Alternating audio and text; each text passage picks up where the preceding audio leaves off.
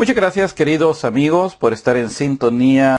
Lo que yo quería era conocer, ver cuáles eran esos grandes errores y herejías, como a mí me habían dicho, que la Iglesia Católica enseñaba, que la Iglesia Católica practicaba, como por ejemplo la adoración a los ídolos, la adoración a María, el purgatorio y todas esas mentiras, entre comillas, que a mí me habían dicho que la Iglesia Católica enseñaba. Pero a medida que fui conociendo la doctrina católica, especialmente cuando fui a buscar un manual, yo llego a una librería católica y pregunto si tenían un manual de doctrina o un libro donde estuviera toda la doctrina católica, y me vendieron el catecismo de la Iglesia Católica, el cual lo comencé a leer, y en la medida, mis queridos hermanos, que yo iba leyendo este libro, me iba dando cuenta que todo lo que me habían dicho contra la Iglesia Católica estaba equivocado. Así que comienzo a investigar, comienzo a luchar contra eso, comienzo a orar también con respecto a eso, hasta que llegué, mis queridos hermanos, a la decisión, llegué a ese momento de entender que Cristo fundó una sola iglesia y es la Iglesia Católica. Así que desde ese momento yo tomo la decisión de renunciar, de dejar lo que yo creía, lo que yo tenía en ese sentido, y buscar la manera de entrar a la Iglesia Católica. Cuando comparto esto junto con mi esposa y le digo lo que había descubierto, también me voy dando cuenta que el Señor había estado tratando con ella también en ese mismo sentido. Así que juntos como familia, a finales del año 2003, comenzamos esta aventura de conocer y de entrar a la Iglesia Católica. Ha sido un tiempo maravilloso, un tiempo donde todo ha tomado sentido. Hemos podido entender con claridad y plenitud lo que la palabra de Dios enseña. Y por eso, mis queridos amigos, quiero compartir con todos ustedes durante los próximos programas todo esto que yo fui aprendiendo, todo esto que yo fui descubriendo. Tal vez en el Congreso, por el tiempo, que era muy limitado el espacio, por la agenda que había que cumplir, no se podían hablar muchos detalles con respecto a lo que yo fui descubriendo. Pero gracias a Dios por este espacio que se ha concedido, en donde voy a poder ir compartiendo con todos ustedes estos detalles con mucha más amplitud, y usted puede ir aprendiendo también todos aquellos detalles que le van enseñando a uno cuando uno sale de la Iglesia Católica. Yo no fui protestante toda mi vida, yo fui católico hasta la edad de los 16 años, cuando a través de un compañero que me comienza a invitar a que fuera a su congregación. Al principio yo lo rechazaba, pero al final decido ir a esta congregación y me impresionó. Yo quedé impresionado de la forma como ellos cantaban, de la forma como ellos se comportaban. Yo quedé impresionado de ver todo esa alegría, ese júbilo que ellos demuestran, porque se basa mucho en la parte emotiva también. Por eso es que yo siempre recalco y siempre digo que en asuntos de fe los sentimientos son malos consejeros. Nosotros no tenemos que basar nuestra fe en lo que nosotros sentimos, en lo que a nosotros nos parece, sino que tenemos que conocer nuestra doctrina, conocer nuestra fe. Y eso es lo que ocurre conmigo. Yo nunca había estado en un culto protestante hasta esa vez que precisamente voy a un culto pentecostal. Hay diferencias dentro de las diferentes congregaciones protestantes en cuanto a la forma de culto.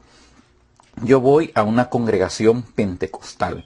Los pentecostales son muy dados a la parte emotiva, a la parte alegre, cantos muy alegres, la gente aplaude, en algunas congregaciones hasta se ponen a bailar, entonces son mucho más expresivos. Se predica, pues se alza la voz, se mantiene esa forma de que la gente se sienta animada, se sienta motivada.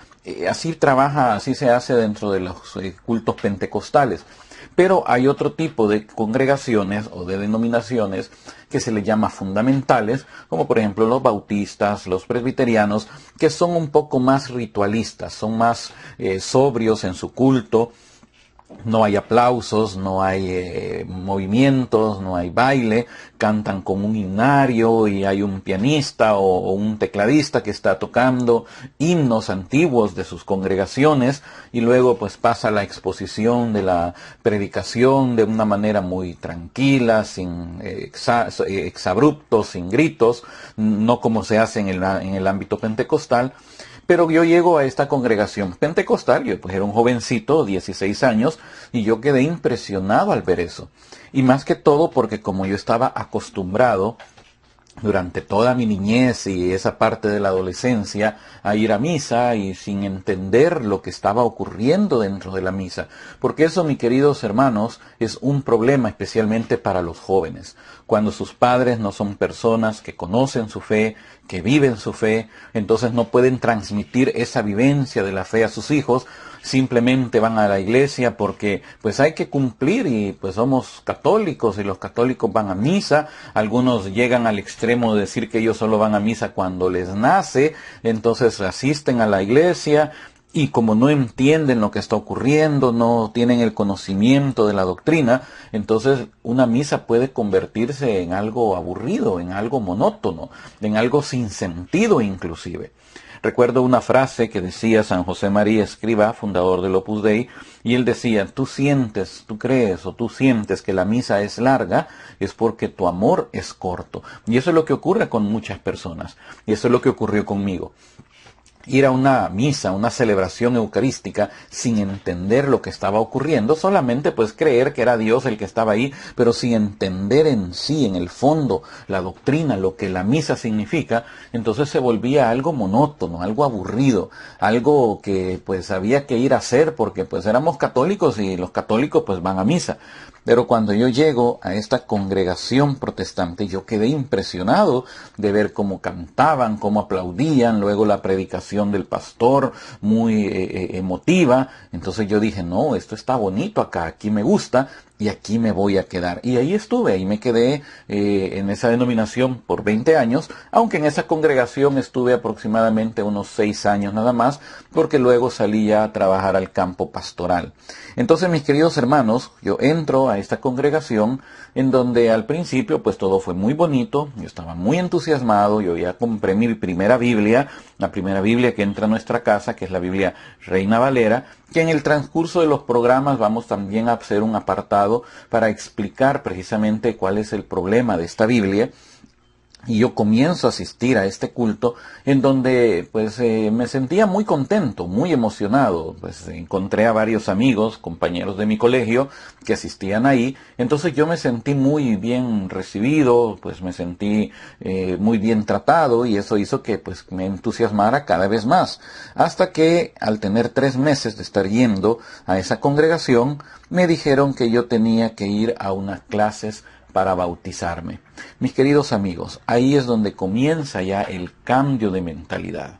Cuando a uno ya lo meten a esas clases, o les dan unas clases que también se llaman discipulados, y le comienzan a enseñar distorsionadamente lo que la Iglesia Católica enseña. Eso es un problema, mi querido hermano, para aquel que no conoce su fe como católico, porque luego escucha versiones de la Iglesia Católica que no son ciertas, no son reales, pero como uno no conoció su fe, uno está creyendo lo que el otro le está diciendo, y son informaciones muy equivocadas. Una de las primeras cosas que a mí me dijeron cuando yo entro a ese lugar es que la Iglesia Católica había sido fundada por el emperador romano Constantino en el año 313.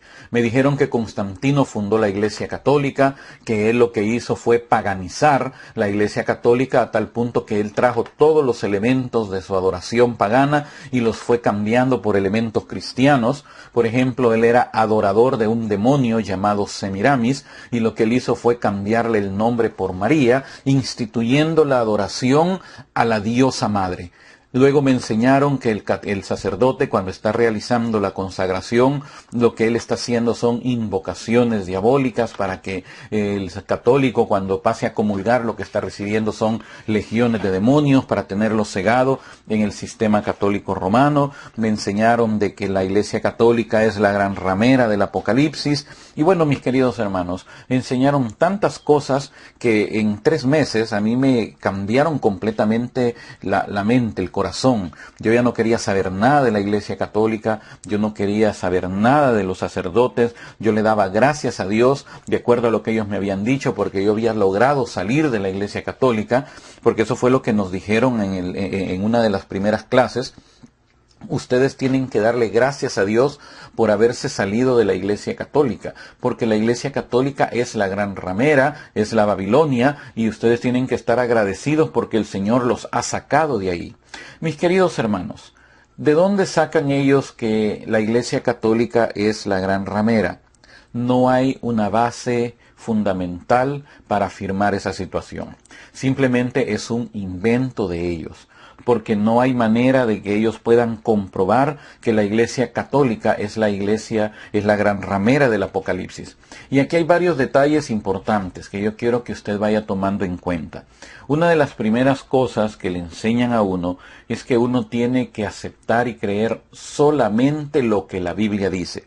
Si algo no lo enseña la Biblia, yo no tengo por qué creer lo que dice ahí. Entonces, lo que ocurre cuando uno va creyendo esas cosas es que uno tiene que basarse solamente en lo que dice la Biblia. Ahora vienen las preguntas y le dicen, ¿a dónde en la Biblia aparece la palabra papa? ¿A dónde en la Biblia aparece la Inmaculada Concepción? ¿A dónde en la Biblia aparece la Asunción de María? ¿A dónde en la Biblia aparece esto? ¿Dónde en la Biblia? Entonces le empiezan a sacar cuestiones que, aunque no están precisamente en la Biblia directamente, pero sí la Biblia nos habla sobre esas situaciones. Pero le dicen a uno, usted tiene que leerlo directamente de la Biblia, pero ellos mismos cometen un error al decir eso.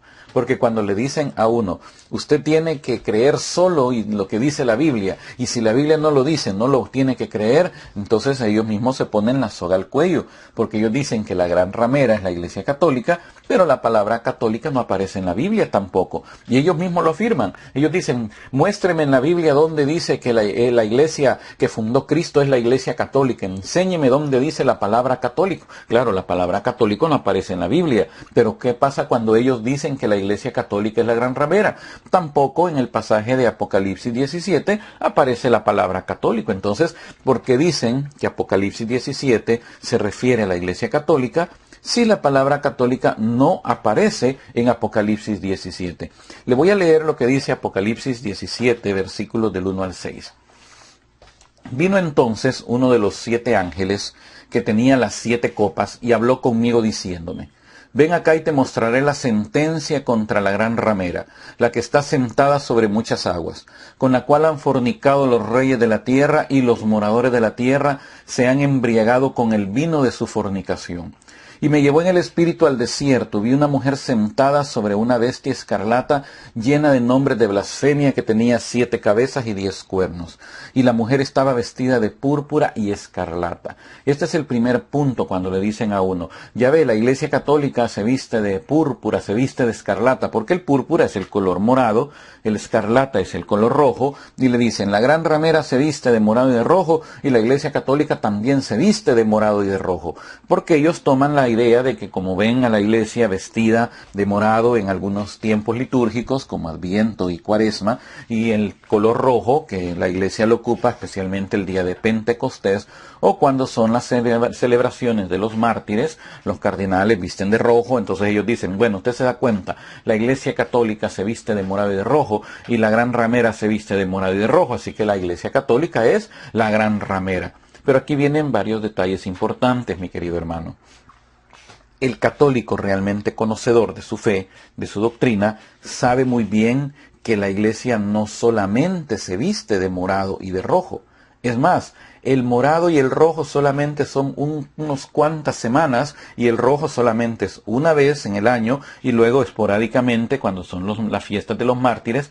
Así que la iglesia no se viste todo el tiempo de morado y de rojo, sino que la iglesia tiene 5 colores litúrgicos. Usted sabe muy bien que el morado se ocupa unas semanas en Adviento, se ocupa unas semanas para el tiempo de Cuaresma, luego el color rojo, como dijimos, para Pentecostés, para algunas fiestas de los mártires, pero luego la iglesia se viste también de blanco, cuando es la celebración de la Pascua, durante el tiempo de Pascua, se viste de blanco, cuando son las fiestas de algunos santos que fueron vírgenes o que fueron santos con una pureza excepcional, se visten de blanco.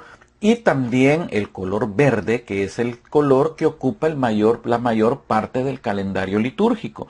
Durante las 34 semanas del tiempo ordinario, la iglesia se viste de verde. Y en algunas ocasiones, cuando son las fiestas de la Virgen, se viste de azul.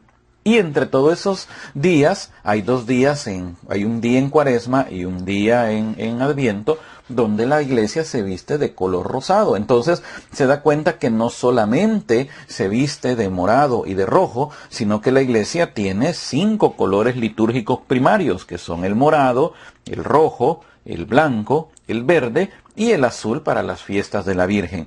Entonces, mi querido hermano, uno tiene que conocer estos detalles para que no lo engañen tan fácilmente. Pero como yo no sabía esta situación, pues yo era un católico que no conocía todas estas cuestiones, entonces yo fui creyendo lo que ellos me dijeron. Luego me dijeron que la mujer, aparte que estaba vestida, estaba adornada de oro, de piedras preciosas y de perlas. Ahí me hablaron de la riqueza que tiene el Vaticano, de todo ese gran trono de oro que tiene el Papa donde se sienta, que ese trono no es de oro, es de bronce bruñido. Aparte de eso, ese trono fue construido por Bernini hace ya muchos siglos y es un trono, pues, de acuerdo a la categoría del Papa. Recuerde que, pues, el Papa es el pastor de la Iglesia, pastor universal de la Iglesia, por muchos siglos, muchos reyes, muchos emperadores, mucha gente regalaba sus propiedades o le hacía grandes regalos a la Iglesia para que la Iglesia pudiera sostenerse. Los artistas de, pues, la antigüedad, ellos pintaban frescos, hacían esculturas.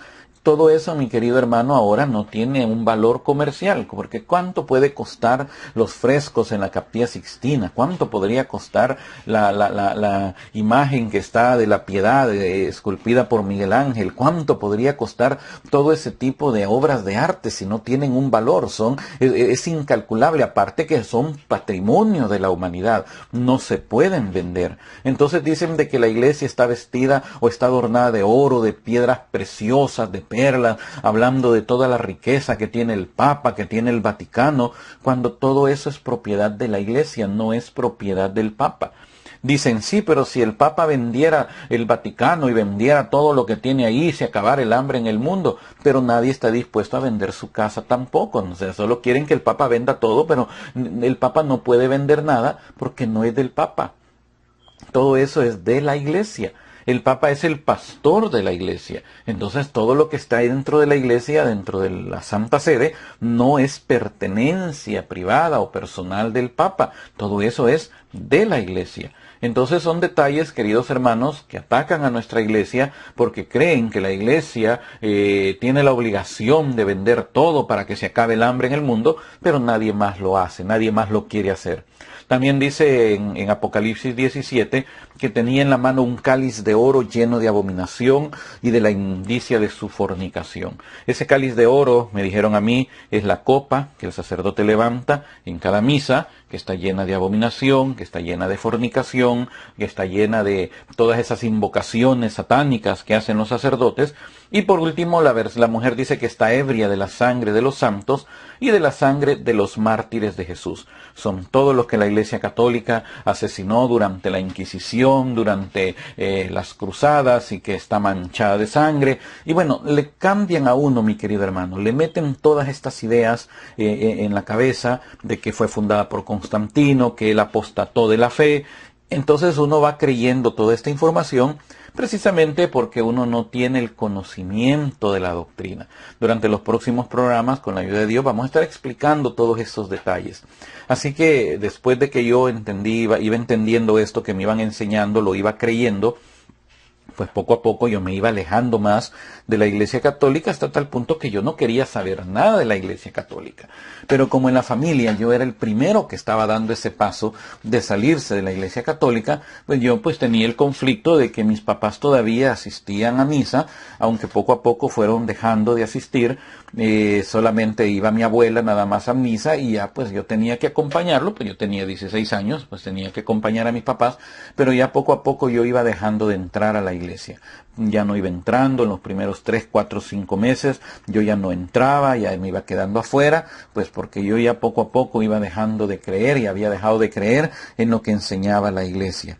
Y así me mantuve, así estuve durante esos 3 meses, donde me cambiaron la mente, cambiaron mi corazón, hasta que un día pues ya estaba listo en el mes de febrero del año 84, y me bautizaron, entre comillas. Me bautizaron, me llevaron a una pila de agua que estaba adentro del templo, en las instalaciones del templo. Me pusieron una bata blanca, bajé por unas graditas, el pastor me recibe en el agua y dice: por cuanto Salvador ha recibido a Cristo como su único y suficiente Salvador personal, yo lo bautizo en el nombre del Padre, del Hijo y del Espíritu Santo. Y me sumergió en el agua. Cantaron un corito que decía: soy bautizado como manda el Salvador. Y luego pues participé por primera vez de la ceremonia llamada la Santa Cena, que es una galletita salada con una copita con refresquito de uva, que me dijeron que representa, que simboliza el cuerpo y la sangre. Eso que dicen los católicos que es el cuerpo y la sangre, eso es mentira, eso es falso, eso es un invento de Constantino.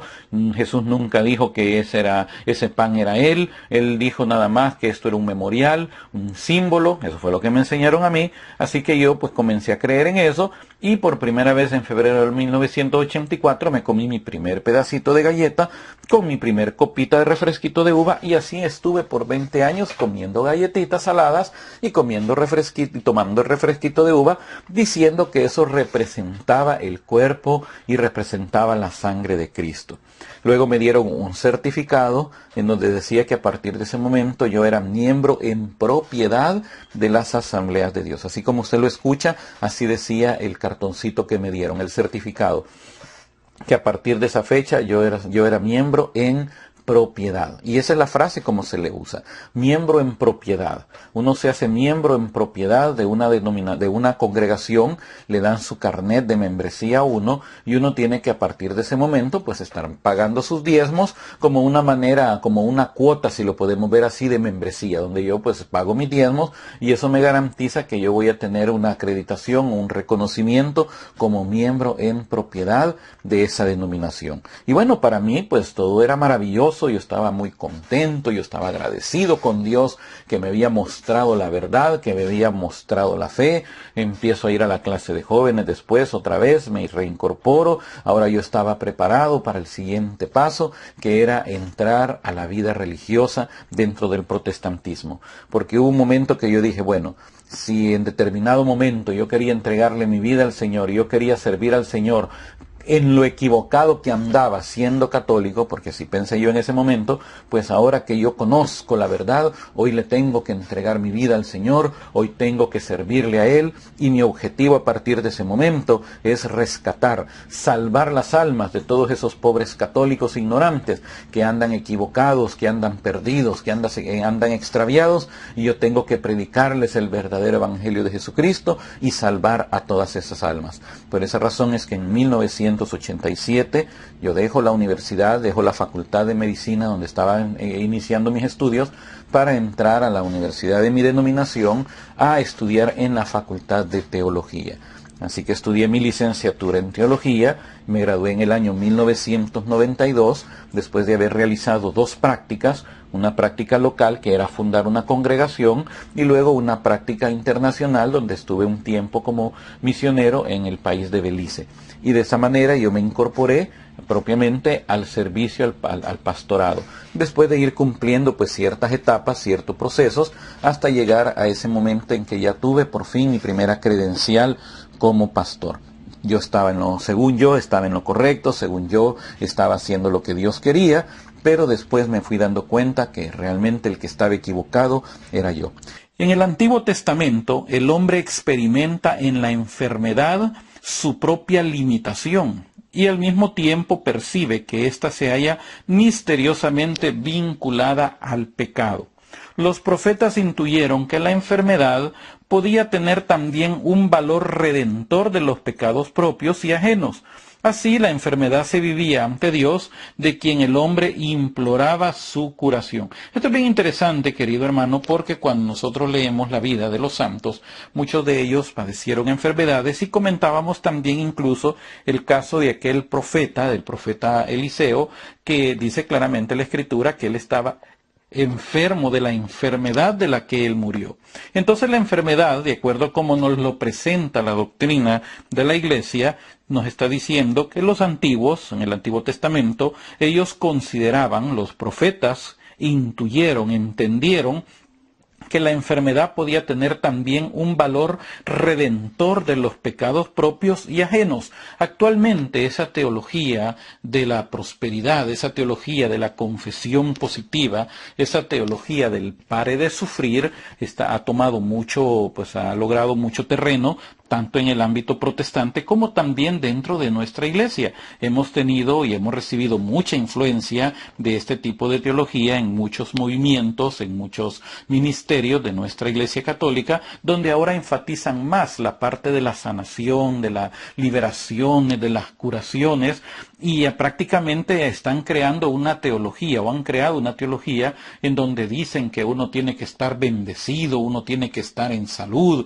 uno tiene que estar prosperado, y todo eso, mi querido hermano, confunde a la gente, porque en la realidad, en la vida práctica, no todos están viviendo de acuerdo a esos parámetros, porque no siempre es la voluntad de Dios, porque a lo mejor esa enfermedad que usted está atravesando, mi querido hermano, a lo mejor tiene un valor redentor, un valor de expiación de pecados propios o pecados ajenos, porque al leer también la vida de los santos nos damos cuenta cómo muchos ofrecieron ese sufrimiento para el perdón de los pecados de otras personas. Recuerda la historia de aquella niña, Laura Vicuña. Yo le invito para que usted pueda conocer esa historia de esta niña, en donde ella pues vio que su mamá estaba viviendo en pecado de adulterio, estaba conviviendo con un hombre sin tener el sacramento del matrimonio. Ella venía de un hogar donde su padre maltrataba a su mamá, ella escapa junto con sus hijos, y en cuenta iba esta niña, Laura Vicuña. Entonces llegan a este lugar donde ella, la mamá de Laura, se une con un hombre, nada más así, en unión libre, y así estuvo viviendo mucho tiempo, hasta que Laura Vicuña entiende que si su madre llega a morir en ese estado, su alma se va a condenar. Entonces ella hace una promesa, ella le pide a Dios, hace un trato, un pacto con Dios, y le dice: permíteme a mí dar mi vida por ella, yo quiero morir para que ella pueda entender y ella pueda salvarse. Y Dios le contesta. Son esas oraciones atrevidas que Dios contesta, y se hace ese intercambio. Yo le invito que estudie la vida de Laura Vicuña, y se va a dar cuenta de esa oración atrevida que la lleva a ella a ofrecer su propia vida por la salvación del alma de su mamá, y muere la niña. Por eso pues ella ha sido ahora beatificada. Muere la niña, y su madre pues entiende el mensaje y logra abandonar a este hombre con quien vivía en ese pecado, y así pudo esta señora salvar su alma. Entonces los antiguos, los santos, han logrado entender que la enfermedad también tiene un valor redentor. El enemigo no quiere que nosotros suframos, el enemigo no quiere que nosotros ofrezcamos, mejor dicho, ese sufrimiento para expiación de otros, sino que nos quiere engañar con esas teologías del pare de sufrir, y enseñan y dicen: si nosotros somos hijos de Dios, somos príncipes, y los príncipes viven bien, comen bien, andan en buenos vehículos, en buenos carruajes, se visten finos, son príncipes. Entonces usted, como hijo del Rey de Reyes, usted tiene que ser un príncipe y tiene que vivir bien. Si usted no está viviendo bien, entonces usted está viviendo en pecado. Pero mi querido hermano, cuando leemos la historia de los apóstoles, murieron mártires. El único que no muere mártir es Juan. Cuando leemos la historia de muchos santos, los santos de la antigüedad, cuando leemos el martiriologio romano, donde están las actas de todos los que murieron mártires por defender, por profesar su fe en Cristo, entonces esta teología ahí se desbarata, mi querido hermano. Por eso tenemos que entender que la enfermedad es parte de la naturaleza nuestra, que si bien es cierto, en la voluntad de Dios, Dios puede sanarnos. No estoy diciendo que nosotros no debemos de recurrir a la oración de sanidad, porque si no, no existiera este sacramento, que es el sacramento de la unción de los enfermos, y mucha gente ha recibido sanación a través de este sacramento.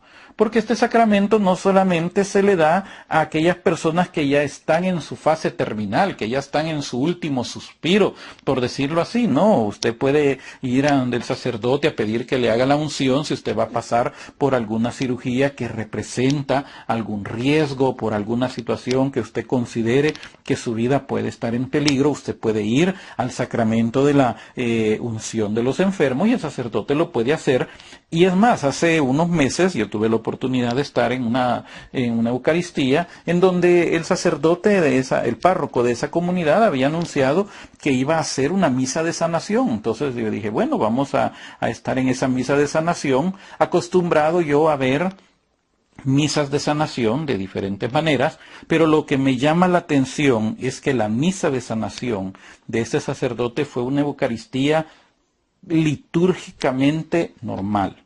No había nada fuera de la liturgia establecida dentro de la Eucaristía, no hubieron otro tipo de oraciones, nada, una liturgia normal, pero antes de la bendición final, el sacerdote hizo la unción de los enfermos. Él dijo que todos los que estaban enfermos pasaran adelante para realizar la unción de los enfermos. Y pues todos pasamos, recibimos nuestra unción en la frente, en las manos, recibimos una absolución en ese momento, y esa fue la misa de sanación. Muchos quedaron sanados, no solo de sus enfermedades físicas, también enfermedades del alma, enfermedades espirituales, el pecado. Entonces, mi querido hermano, la sanación se da también a través de este sacramento de la unción de los enfermos, en donde uno puede ir, y ahora si el Señor en su voluntad quiere que uno físicamente sane, pues uno será sanado, pero recuerde que este sacramento realmente lo que está sanando es nuestra alma. ¿Qué es lo que dice el compendio? Sigo leyendo el compendio, ahora el numeral 315. La Iglesia, habiendo recibido del Señor el mandato de curar a los enfermos, se empeña en el cuidado de los que sufren, acompañándolos con oraciones de intercesión. Tiene sobre todo un sacramento específico para los enfermos, instituido por Cristo mismo y atestiguado por Santiago. ¿Está enfermo alguno de vosotros? Llame a los presbíteros de la Iglesia, que oren sobre él y le unjan con óleo en el nombre del Señor. Numeral 317 del compendio dice: el sacramento de la unción de los enfermos solo puede ser administrado por los sacerdotes, obispos o presbíteros. Entonces, mi querido hermano, cuando uno va a este sacramento de la unción, pues uno recibe esa unción, y hay una parte de Santiago que dice claramente: y si ha cometido pecado, le serán perdonados. Porque usted sabe que cuando uno va a ese sacramento, uno recibe, primero pues hace una confesión.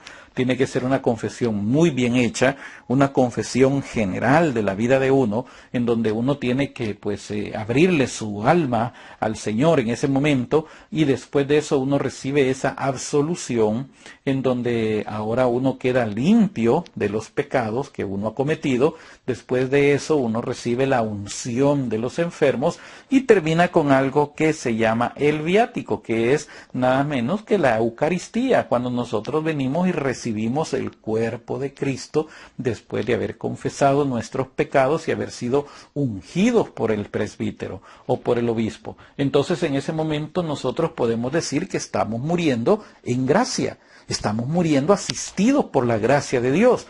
Y una persona que muere en ese estado, donde uno ya confesó sus pecados, uno ha sido purificado, absuelto de sus pecados, uno ha recibido el cuerpo de Cristo, que le llama el viático, mi querido hermano, uno va en ese momento y fallece, uno va al paraíso, ya no tiene que pasar al purgatorio. El purgatorio, y eso lo vamos a ver más con más detalle en otro programa, el purgatorio es para los que mueren en gracia de Dios, pero no debidamente purificados. Pero en este sacramento, usted está siendo debidamente purificado a través del sacramento de la reconciliación y a través del pan que da vida eterna, que es el cuerpo de Cristo. Entonces uno no tiene ya que estar pensando nada más que ir a la gloria del cielo, la gloria del Señor. Por eso uno tiene que pedirle al Señor siempre la gracia de poder morir bien, de tener una buena muerte o una santa muerte, que no tiene nada que ver con ese culto blasfemo, como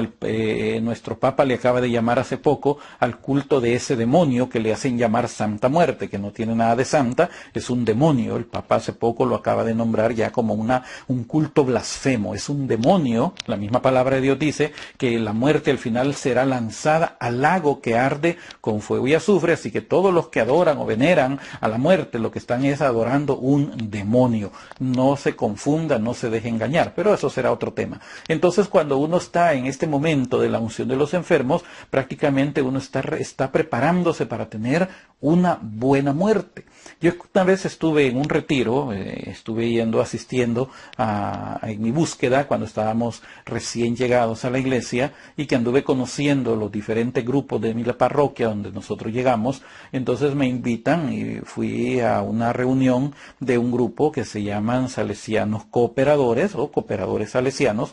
Y algo que me llamó la atención fue que dijeron de que para tal día íbamos a tener el retiro de la buena muerte. Cuando yo escuché eso, yo dije, bueno, qué raro, qué feo eso. Nunca había oído un retiro de buena muerte, pero yo fui a ver con curiosidad qué era. ¿Y sabe qué es ese retiro de buena muerte? Un momento de oración, de silencio, donde uno hace un examen de conciencia y luego, pues, esperando su turno para pasar con el sacerdote para recibir la absolución, una confesión y la absolución. Y en ese momento, pues, uno ya ha hecho ese retiro. Eso significa que ya uno pidió perdón por sus pecados de todo ese mes, preparándose para el siguiente mes, para entrar al siguiente mes en gracia de Dios, por si le toca morirse ese mes. Por eso se llama de la buena muerte, retiro de la buena muerte, por si ese mes le toca a uno morir. Pero si uno no muere en ese mes, entonces al mes siguiente hay que regresar otra vez a prepararse para el siguiente mes y morir en gracia de Dios. Mi querido hermano,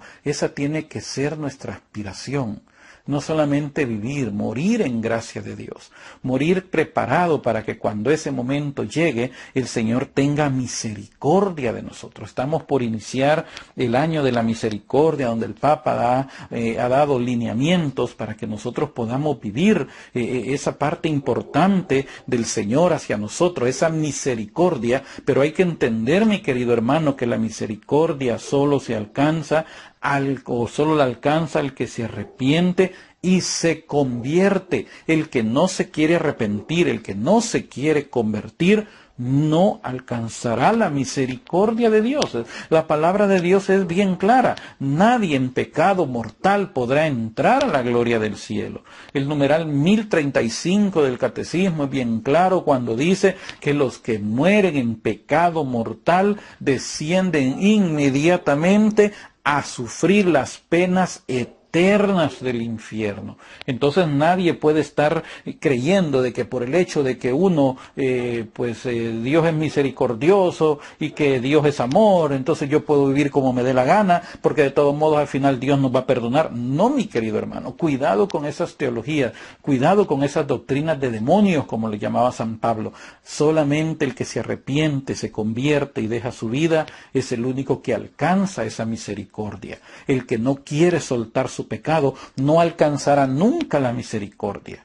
Y hace un tiempo yo tuve la oportunidad de ver un programa que me llamó mucho la atención. Hay un canal de televisión que transmite muchos programas sobre la vida de animales y estábamos viendo un reportaje con mi esposa de unos monos en cierto lugar, si mal no recuerdo, en Tailandia, y en esa aldea había un serio problema de monos, una plaga de monos que estaban destruyendo las cosechas, los sembrados, estaban robándose los alimentos y la gente de ese lugar estaba ya desesperada, que no sabía cómo librarse de esa plaga de monos porque no los podían atrapar. Cada vez que querían cazarlos, pues los monos, muy rápidos, muy listos, ellos inmediatamente corrían, se subían a los árboles y cuando venía a sentir los cazadores, pues ya los monos ya iban bien adelante en las ramas de los árboles. Era imposible capturarlos. Hasta que un día a alguien se le ocurrió una trampa. Fue a traer un coco, lo partió de arriba, le hizo un orificio para sacarle el agua, le saca el agua al coco, pero deja un orificio suficiente tamaño para que el mono pudiera meter ahí su mano, pero que no la pudiera sacar tan fácilmente. Entonces el mono tenía que meter su mano así doblada y en el fondo del coco, a la mitad, había llenado a la mitad del coco con arroz. Entonces, como a los monos, de acuerdo a lo que decía ese programa, les gusta el arroz, pues ponen el coco, ponen el arroz a la mitad del coco, y cuando los monos llegaban y sentían el olorcito al arroz con coco. Entonces eso les gustaba a ellos, metían la mano doblada en el hueco del coco, agarraban una puñada de arroz, y cuando querían sacar esa puñada, no podían porque el orificio no les permitía sacar la mano con el puño de arroz. Entonces ellos comenzaban a batallar, a querer sacar la mano, pero sin soltar el arroz. Y en la batalla que ellos hacían de golpear el coco, agarrarlo con sus extremidades inferiores, tratar de ver cómo se soltaban del coco, pero sin soltar la mano, llegaban los cazadores y sin mucho esfuerzo les tiraban la red y se lo llevaban con todo y su arroz con coco. Cuando yo vi ese programa yo dije, así funciona este asunto. Cuánta gente tiene agarrada en sus manos el arroz con coco de su pecado y no lo quieren soltar. Quieren salirse con la suya, quieren vivir como les da la gana, quieren hacer lo que quieren, pero no quieren nunca soltar el arroz con coco. Y cuando vengan a sentir, el enemigo los ha atrapado en su red y los ha condenado juntamente con él. Por eso, mi querido hermano, es necesario que nosotros recurramos al sacramento de curación, a la reconciliación, pero con esa actitud de soltar de una vez el arroz con coco, mi querido hermano, porque mientras uno no suelte el arroz con coco, el enemigo se lo va a llevar a uno a la condenación. Y ahí se va a dar cuenta, tristemente, que aquella doctrina que le dijeron, que Dios es amor, que Dios es misericordia, que Dios te ama tal y como eres y que no importa cómo tú estás, así te ama Dios, se va a dar cuenta que fue completamente falsa. Es cierto que Dios nos ama, es cierto que Dios nos recibe como somos, pero no nos deja como estamos, no nos deja como somos. Cuando Jesús tuvo aquellos encuentros con aquellos pecadores, siempre Jesús les decía algo bien importante: vete y no peques más. Y Jesús mismo lo dijo, porque cuando una casa es limpiada, cuando un espíritu es sacado de ese cuerpo, ese espíritu anda buscando dónde entrar y cuando no encuentra dónde, dice, regresaré a la casa de donde salí, y regresa y la encuentra adornada, vacía, limpia, pero está vacía, no está ya Cristo ahí, porque eso ocurre cuando uno se descuida también en la vida espiritual. Entonces este espíritu va y toma 7 espíritus peores que él, y el postrer estado de esta persona viene a ser peor. Por eso, mi querido hermano, los sacramentos de curación, de liberación, que son el sacramento de la unción de los enfermos, el sacramento de la reconciliación, tienen que llevar ese objetivo en nuestra vida, no volver a caer más en esa misma situación para que no nos venga algo peor. Por eso es necesario, queridos hermanos, entender qué es esta misericordia. Dios es grande en misericordia, su misericordia es para siempre, pero solamente la alcanza el que se arrepiente y se convierte. Hoy vamos a comenzar a hablar de los otros 2 sacramentos, los últimos 2 sacramentos, que son los sacramentos del orden y del matrimonio. Estos están agrupados en el grupo de los sacramentos de servicio a la comunidad. Sacramento de orden y de matrimonio. ¿Por qué hemos estado hablando de los sacramentos? Estoy compartiendo con ustedes en todos estos programas la experiencia que yo fui obteniendo a la medida que fui entendiendo y conociendo los sacramentos. A mí me habían dicho que los sacramentos eran inventos de la Iglesia Católica, pero cuando uno los va leyendo y uno los va entendiendo a la luz de la doctrina católica, junto con la palabra de Dios, todo toma sentido. Y este sacramento del orden, querido hermano, es bien polémico dentro del protestantismo. Compendio numeral 322. En el numeral 322 del compendio dice: el sacramento del orden es aquel mediante el cual la misión confiada por Cristo a sus apóstoles sigue siendo ejercida en la Iglesia hasta el fin de los tiempos. Y el numeral 333 dice: solo el varón bautizado puede recibir válidamente el sacramento del orden. La Iglesia se reconoce vinculada por esta decisión del mismo Señor. Nadie puede exigir la recepción del sacramento del orden, sino que debe ser considerado apto para el ministerio por la autoridad de la Iglesia.